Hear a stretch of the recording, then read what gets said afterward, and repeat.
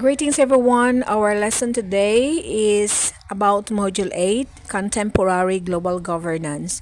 So this will be our learning targets. At the end of the module, the student will be able to identify the rules of at least 5 key international organizations and examine global governance challenges in the 21st century. Okay, so before we will dive into our main topic, let me ask you a question. What does it mean by global governance?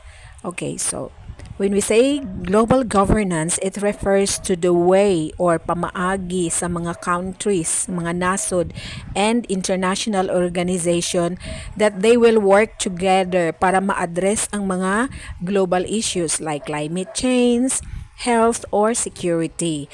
Nag-involve ni siya og mga pamalaod, no? Polisiya og mga institusyon nga maoy mag-guide how nation cooperate to solve problem that affect everyone beyond borders.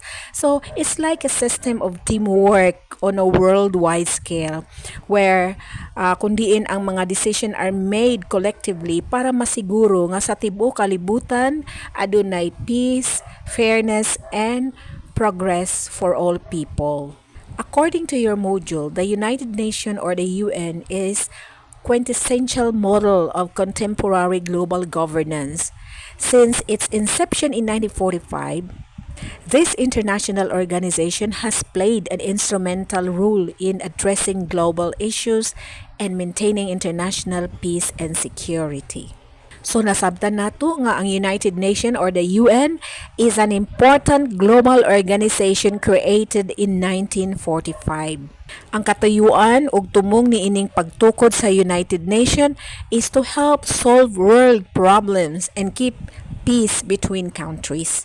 It brings countries together to work on issues like fighting poverty, unsaon pagsulbad ni ining kapobrehon, and then aside from that, protecting human rights and stopping wars. So, ang function di ay sa United Nations is to help manage global cooperation and make sure nga ang kada countries will follow the rules, the rules to keep the world safer and more stable.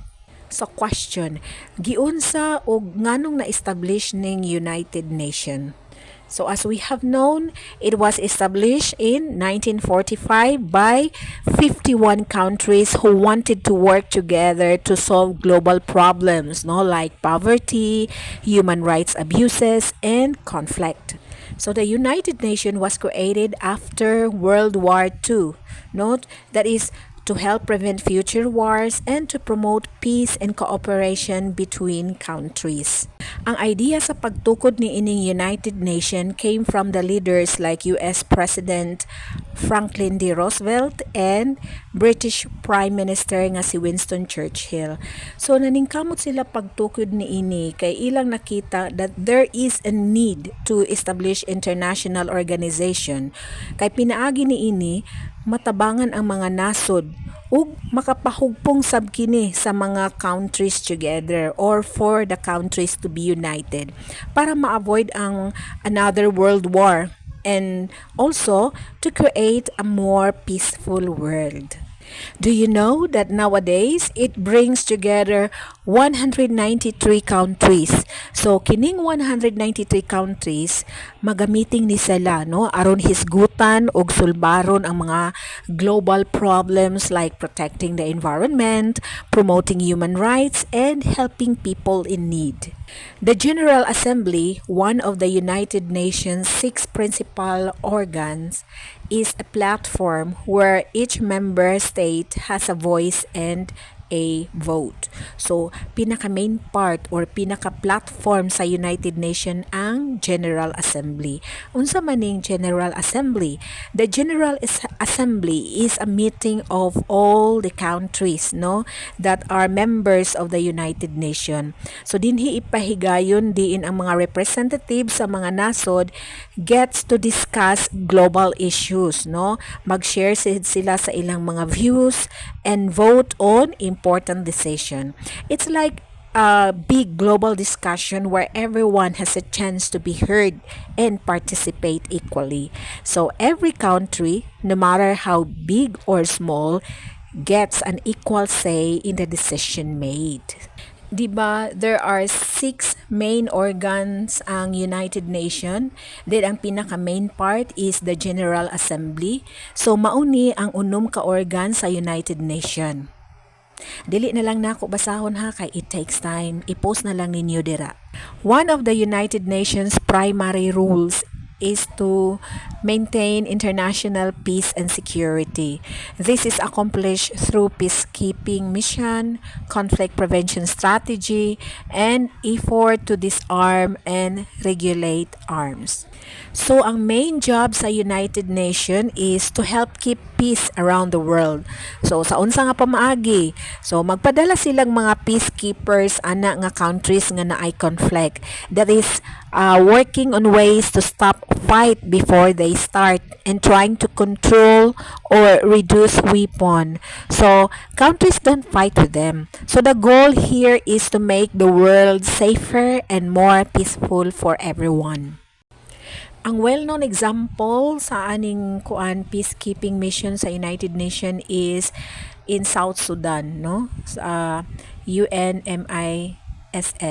So sa dihang na ay civil war between different groups sa Sudan, ang United Nations nagpadala sila og peacekeeper, no, to help protect civilian, no, not only to protect civilian but they also support the peace process and prevent further fighting.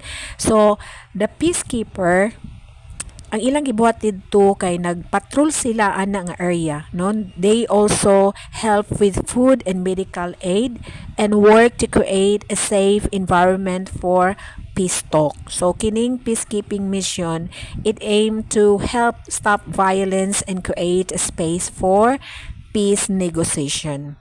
The UN Secretary Council plays a significant role in this regard with the power to impose sanction or authorize using force when international peace is threatened. So, ang Security Council sa United Nations can impose sanction or penalties. So, example sa sanction o penalties is the trade restriction.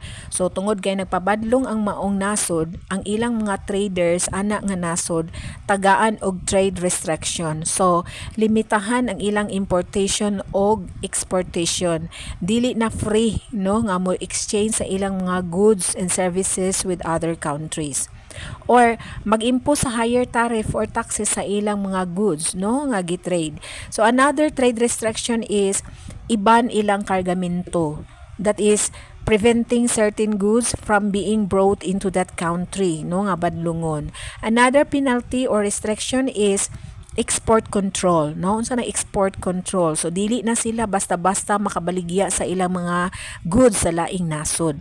Or pwede sabtagaan sila quotas, no? That is to limit on how much of a certain product can be imported or exported. So dili na parehas kaniadto nga free trade sila.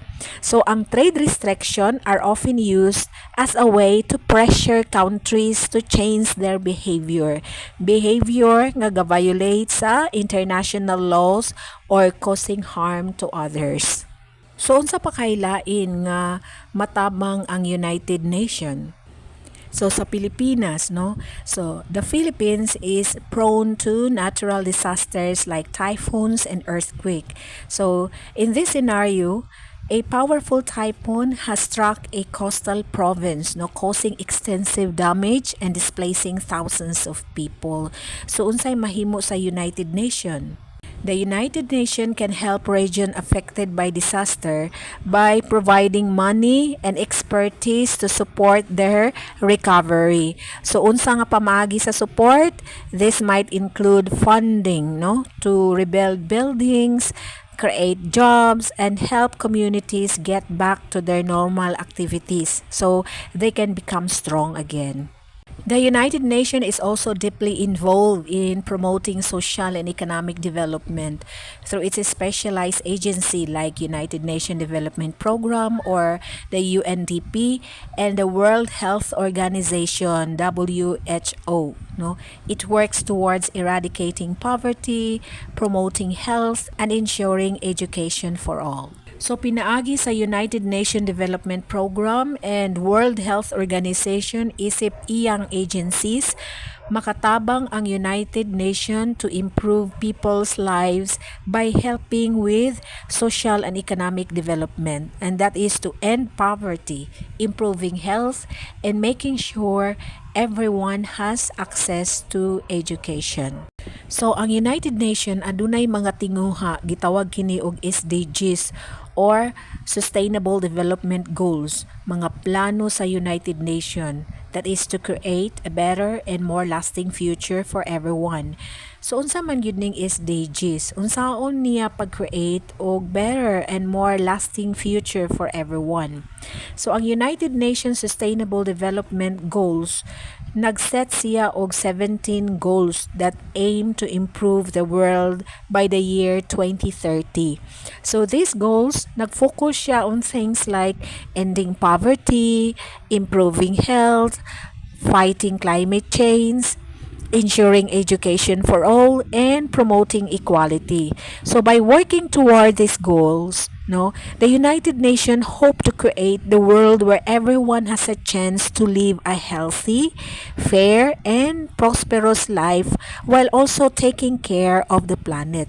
So the SDGs nag-encourage ni siya sa mga countries to work together to solve big problems like hunger, clean water, and fair job opportunities, ensuring that ang progress today will not harm the future generation.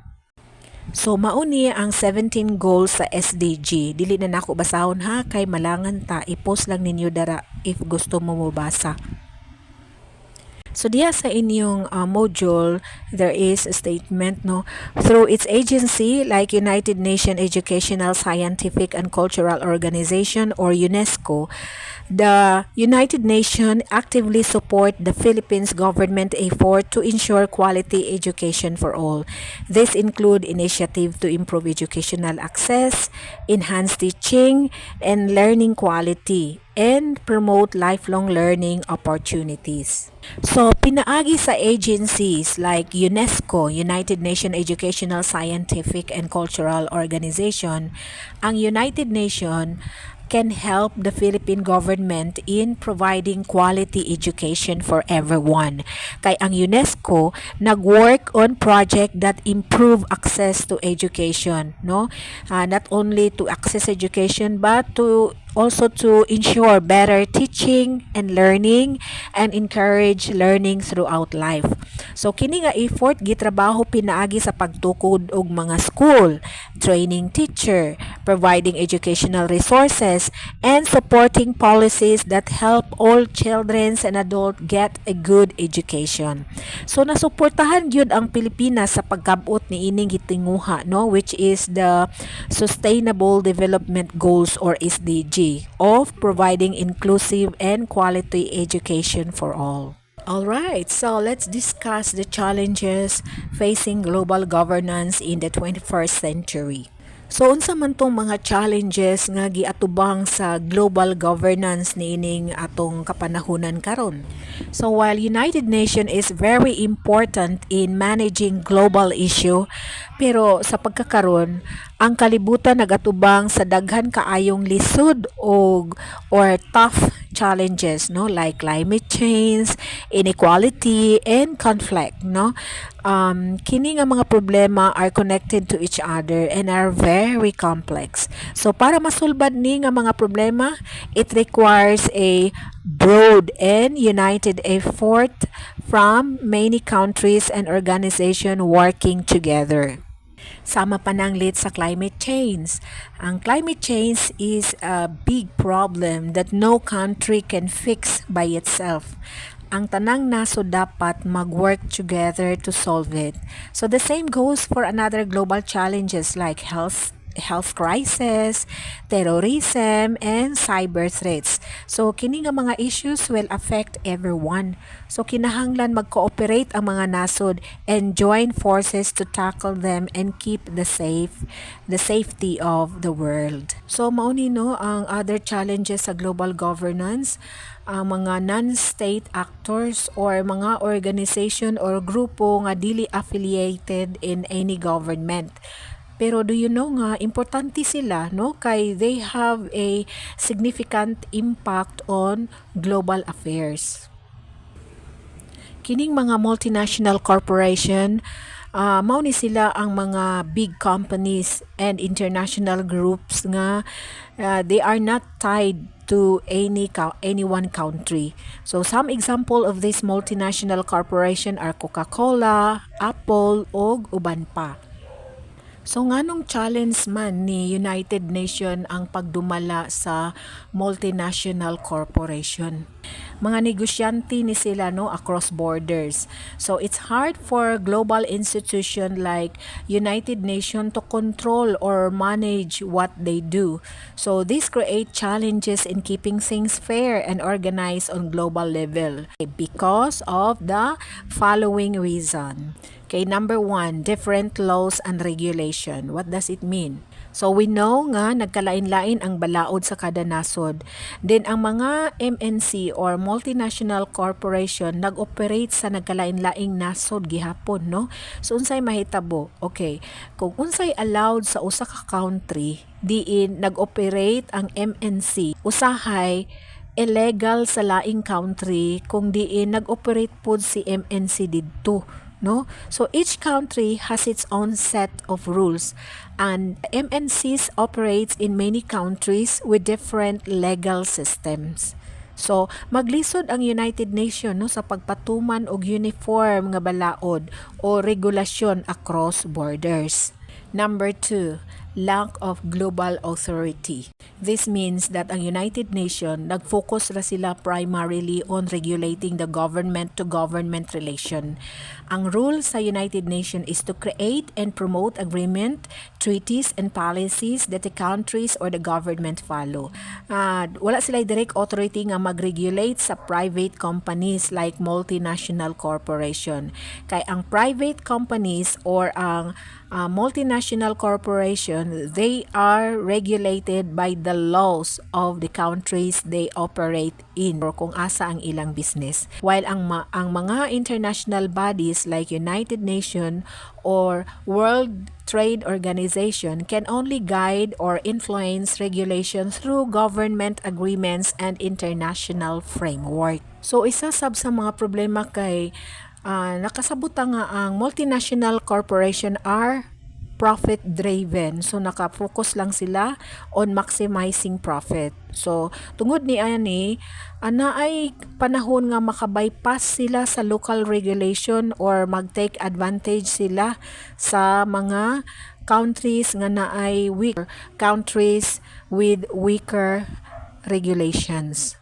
So, overall, because kay kining multinational corporation nag-operate sila beyond national borders and have their own goals, so regulating their activities in a way that works for all countries becomes very difficult. Okay, another one, the increasing digitalization of society and the global economy also present opportunity and new challenges for global governance. So, as society and global economy become more digital, mag-create siya both benefit and new problem for how countries manage global issues. So, tsada man ang technology because it makes easier for people to connect and share information. But it also brings challenges like online crime, concern about personal data security, and differences between rich and poor countries in terms of access to technology. So in conclusion, as we navigate in 21st century, the United Nations role in global governance remain more critical than ever. However, it must adapt and evolve to meet these emerging challenges effectively. It must foster greater international collaboration, leverage the opportunity of digitalization, and address the complex and interconnected nature of contemporary global issues. So, unsa man to mga other institutions sa global governance, do you know? Kay World Bank. World Bank di ay nga naila nga International Bank for Reconstruction and Development mao ni ang global financial organization nga nagtabang sa kada nasod to grow and develop their economy. So, ang World Bank nagtabang sa United Nations member countries by offering financial help for building project, encouraging private investment from other countries, and promoting steady and fair growth in international trade. So, ang gitunguha sa World Bank mao ang pagtabang nga ma-improve ang ekonomiya sa mga nasod nga mahimong progressive and in a balanced way. Another institution of global governance is the International Criminal Court of Justice. So, ang International Criminal Court or the ICC is an international court located in Hague, Netherlands. So, dinhi magkaso or i-judge katong mga tao nga nakakommit og very serious crime like genocide, that is killing or harming a large group of people. Crimes against humanity, serious act like nag-torture ka or imong business is slavery, Okay, so another one is war crimes, crimes committed during war, and aggression, kung nag-atake ka sa usa ka country nga unfair kaayo, surprise imong pag-atake.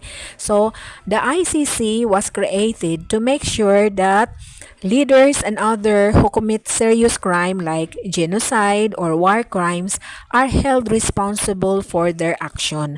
So it focuses on cases like those from World War II, where leaders in places like Tokyo, Rome, and Berlin started the war, and caused a lot of suffering. So ang job sa ICC is to ensure that people who commit these horrible crimes are brought to justice. Another world governance is the World Trade Organization. So, ang World Trade Organization, siya ang nag-enforce sa mga balaod o regulasyon para sa trade between countries. Ang iyang primero gyud nga job is to make sure nga ang pag-trade between countries happens smoothly and fairly. So, ang World Trade Organization na siya'y unom ka gitinguha. Number 1, setting rules for global trade. So, ang example ani kay when countries, ang countries kinahanglan dili mag-impose og unfair charge or extra taxes or tariff on goods coming from other countries. For instance, kung ang isa ka country nag-charge siya og very high taxes or very high tariff sa imported electronics, para ang iyang kaugalingon nga commodity or electronics good mas barato kaysa kanang imported nga goods. So unsay buhaton na ni sa WTO or the World Trade Organization. So iyan ning i-intervene na kani nga practice dili siya allowed, that is ensuring fair trade for everyone. Number 2, to provide a forum for negotiating and monitoring further trade liberalization. This means nga ang World Trade Organization magtabang siya pag-negotiate sa mga countries nga mag-agree sila on trading more freely. So like for example, if two countries agree to lower taxes on each other product, gamay ra ang taxes nga impose sa ilang mga produkto coming in and out from their country to make it cheaper for people to buy. So ang World Trade Organization magtabang siya negotiate o mag-organize based on this agreement para it would be easy for the country to trade with each other. Number 3, to solve trade disputes. So it means solving dispute between countries over trade issues, when two countries argue about unfair trade practices. For example, akong country nagtuo ko nga ang China nag-dump og product sa akong country. Unsam nang dumping product nga nagbaligya sila mga very low prices nga makaharm sa akong local business. So unsay buhaton ani sa World Trade Organization? Ang World Trade Organization will intervene or will step to investigate the issue and will help the countries reach a fair solution so they can continue trading without problems. Number 4, to increase the transparency of decision-making process. It means making process more transparent. So bauni ang panahon nga ang World Trade Organization magpahigayon og meeting sa tanang member countries and discuss the rules or agreements being made. Okay, like for example, if one country proposes a new trade rule, so ang buhaton na sa World Trade Organization, iyang i-ensure gyud nga ang tanan or that everyone can access the details of that proposal and provide input before the rule is finalized. So no decision are made behind closed door.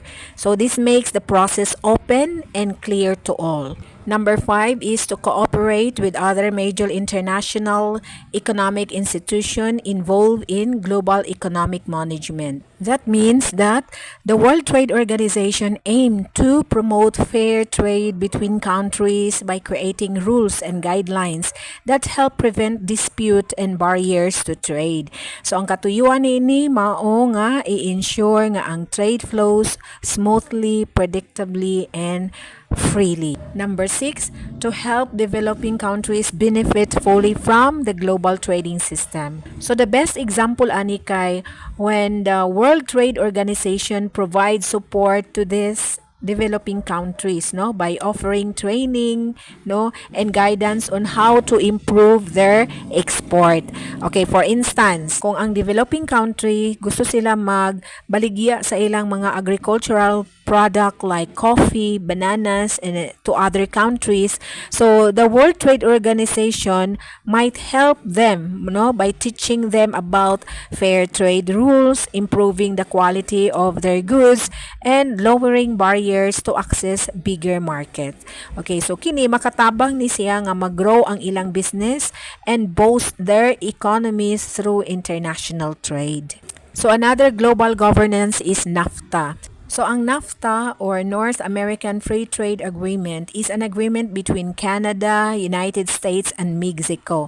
Walay labot ang Pilipinas ani. Ang iyang main goal is to make trading between these countries cheaper and easier by reducing taxes and rules on goods and services. So kini makatabang ni sa ila sa North America nga ma-encourage sila more investment and stronger and more competitive in the global market. Another global governance is the International Monetary Fund or IMF. So ang IMF or International Monetary Fund is made up of 189 countries, kini nga organization. They work together to improve global economy. Ang iyang main goal is to help countries cooperate on money matters, keep financial systems stable, support international trade, create more jobs, encourage long-term economic growth, and reduce poverty around the world. In short, ang IMF or International Monetary Fund nagtabang sa pag-manage sa ilang pang-ekonomiya, pang-ekonomiya sa nasod and solve financial problems to make the world economy stronger and fairer to everyone. Okay, so we understand nga ang main goal sa World Health Organization is to make sure everyone has access to healthcare, stop the spread of disease, and study things that affect people's health. So the World Health Organization help countries work together to improve health, provide leadership and guide research on health issues. So again, ang main job is to lead and coordinate global health effort, support countries with health project, o i-encourage ang mga research para makatabang sa mga tao to live healthier lives. So ultimately, ang World Health Organization's goal is for everyone in the world to have the best possible health. So the global interstate system is important, no, because nag-shape, nag-mold, nagtudlo siya unsaon sa usa ka nasod pag-interact with each other. But the key features of this system is that it is anarchic, no, meaning walay higher authority or central government para mag-impose or mag-enforce sa balaod between nation. So dili pareha sa panggobyerno sulod sa nasod. So this creates Hobbesian state of nature, no, where country must rely on themselves for security and protections. So unsay buhaton? So since there is no global police force, kada nasod mag-atubang gyud og posible nga kakuyaw or threats from others. So as a result, the main goal here is for the countries to ensure their own security and survival in this uncertain environment. So the purposes of global interstate system is one, stimulate economic progress and world trade. That means that countries work together to promote economic growth and open up trade between nations. So kini makatabang sa mga businesses and economies nga mo-grow sila, no, pinagi sa pag-allow sa mga goods and services to flow more easily across borders. So tanan maka-benefit. Number 2, providing a platform to compare policy experience. No, it means that ang interstate system nag-allow sila sa kada nasod nga mag-share sa ilang mga experiences o ang unsay ilang nga-learn sa ilang mga polisiya. So kini makatabang ni sa nasod nga ma-improve ang ilang mga strategy, no, pinaagi sa pagsabot kung unsa tong nag-work o wala nag-work sa ilang pag-trade. Number 3, seeking answer to common problem involving member state. So it means to say nga kung ang country nag-atubang siya mga shared challenges like climate change, health issue or security threats, no? So unsay buhaton ani sa interstate system. So mag-provide si interstate system og space for nation para maghiusa sila to find solution that benefit everyone. Number 4, identify good practices and coordinate domestic and international policy of its member. So, ang interstate system magatabang sab sa mga nasod nga ilang ma-recognize unsa tong mga successful approach or mga strategy nga na-solve ang ilang mga problema, no? And also encourage their use of strategy worldwide. It also support coordination between countries' domestic policy, no, like those within the country. O not only domestic but also international policy like those agreed upon with other country para ma-ensure nga ni-align ang ilang effectiveness. So in short, ang global interstate system di ay nag-encourage og cooperation between countries para ma-address ang ilang economic, social, and environmental issue on global scale. That's all for today's discussion. I hope you all enjoy the lesson.